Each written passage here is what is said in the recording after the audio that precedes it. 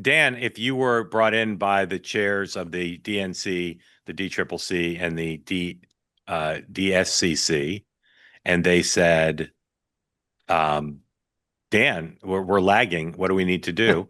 As an experienced fundraiser, what would you tell them? Well, look, it starts with the fact that you need to have leadership and you need to have a plan to to inspire them to want to write checks. So you tell the people who summoned you that they should quit? No, but I mean, look, you got to have a marketing plan, right? I mean, you have to go in and say, here's why you should feel confident about giving money to us, where it's going to be spent, why we think we're going to win, like what are we trying to achieve here? The problem is they don't have a plan, they don't have any leaders, and they don't know what they want to achieve. So look, I mean, there's a couple things for Republicans. One, we all agree it is the most pay-to-play administration in the history of the modern era, right? I mean, I say that admirably as a fundraiser. I would have loved to have had elected officials who were as willing to be as transactional as this group is. So I tip my hat. Corporate America absolutely loves it. There's no ambiguity about where you stand, right? You do X, basically you're going to get Y, or Y won't happen to you. The second is they're putting points on the board. So the low dollar loves it because they can say, we're winning on this. We got this done. Like Trump is great at kind of going at Democrats. And on our side, they're demoralized beyond belief. They don't have any sense of what they're giving money to. They look at Kamala Harris and like, you spent $1.5 billion on what? Like, what did we get for it? So, and we've talked about Ken Martin. I don't know what Ken Martin's plan is. I mean, I've talked to donors who say there isn't really a pitch. The 50 state stuff, they roll their eyes about.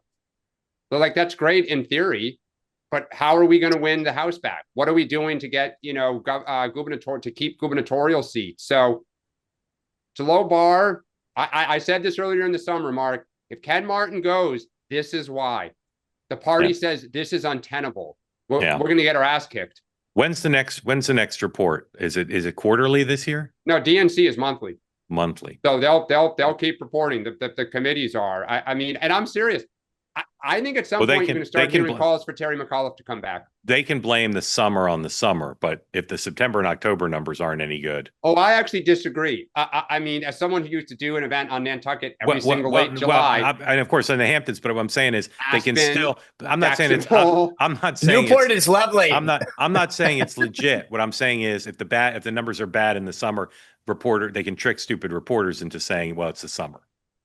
You know, maybe, but I mean, the problem is going to be, look, I actually think it's miraculous the DCCC is hanging in there with the NRCC because they're in the minority, and the minority in the House has no power whatsoever. But the D-Trip, I think, is always done. Right. No, well, that was, I could name the people, the reason that they've been so good, thanks to Pelosi and her crew. But like that disadvantage 6-1, it's untenable. Yeah, and by the way, the PAC discrepancy could be even more. Super PAC. By the way, the delta, the dirty secret that I haven't looked into yet is, and the RNC got away with this a little for a bit, which is there are now four pots of money. So you have your general unrestricted money, your building fund, your legal fund, and your convention fund, and so you can get a big donor. Let's hypothetically say to give you $400,000, $400 into each bucket, right? The problem is that 3 of the 4 are useless for the most part in terms of general electioneering, ads, staffing. So, the question for the DNC is how much of that 15.2 is actual real money? Because if a bunch of it is in their legal fund, which when you get a big donor to write a check, right now you're saying, can you write the full Monty? So they might even be more disadvantaged than we're even talking about. And again, to Mark's point, most reporters are too stupid to look at the different accounts and understand what's real money and what's sort of restricted money.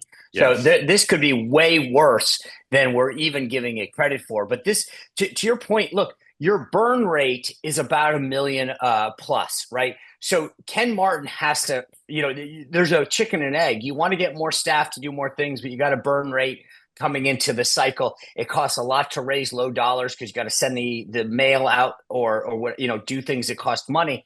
So the amount of money that's actually fungible and able to be used is relatively low if you're the D-Trip. I mean, excuse me, you are the DNC, and you're to talk about the summer. Okay, that's fine, but you're starting to get, every month. It's like what I say about Mondami. You're wasting another month that you need to be making investments in people and infrastructure that you have to put off. Yep.